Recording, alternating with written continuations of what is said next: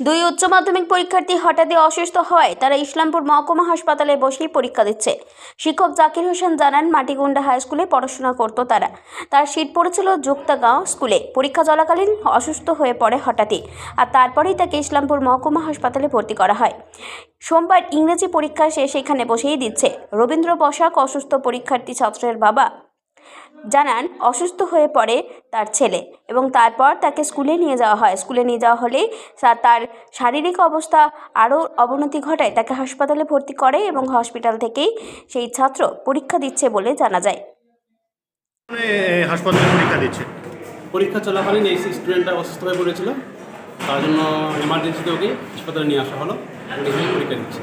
কী নাম স্টুডেন্ট? রুবনা খাতুন। বাড়ি কোথায়? বাড়ি হচ্ছে মাটিগুন্ডা হাই স্কুলে পড়ে, আর সেন্টার হচ্ছে জগতাবাই হাই স্কুল। বাড়ি কোথায়? আজকে হচ্ছে ইংরেজি পরীক্ষা হচ্ছে। পরীক্ষা দিচ্ছে। ওর সকালে ঘুম থেকে উঠাতে গিয়ে উঠতে পারছিল না, কোথা তোতলাই যাচ্ছে, মানে অনেকক্ষণ করার পর কোনো মতো গিয়ে ওর সেন্স মোটামুটি যেরকম নেই। গাড়ি নিয়ে আসলাম, গাড়িওয়ালাকে ফোন করলাম, গাড়িতে করে রাখুন হসপিটালে নিয়ে গেলাম। হসপিটালে ডাক্তারবাবু দেখে বললো প্রেশার খুবই লো, 50/80। ওখান থেকে স্লাইন দিয়ে রেফার করলো ইসলামপুর হসপিটাল। এখন ওর এখানে ট্রিটমেন্ট চলছে। এখানেই পরীক্ষা দিচ্ছে? এখানে পরীক্ষা দিচ্ছে। আপনি স্কুলে জানিয়েছিলেন? হ্যাঁ, স্কুলে জানিয়েছি। প্রথম ওকে নিয়ে গাড়ি করে আগে স্কুলে নিয়ে গেছিলাম। স্কুল কর্তৃপক্ষ দেখে তারপরে ওরা পারমিশন দিল যে ওকে এখানে তো রাখা যাবে না, হসপিটালে গিয়ে ওকে পরীক্ষাটা দেওয়াতে হবে। ঠিক। কোথায়, কি নাম? কার নাম? যে পরীক্ষা দিচ্ছে? রোহিত বসা। রোহিত বসাক। হ্যাঁ। কোন স্কুলে পড়ে? ক্ষুদিরামপল্লী। ক্ষুদিরামপল্লীতে। বাড়ি কোথায়? আমার বাড়ি রামগঞ্জে। রামগঞ্জ।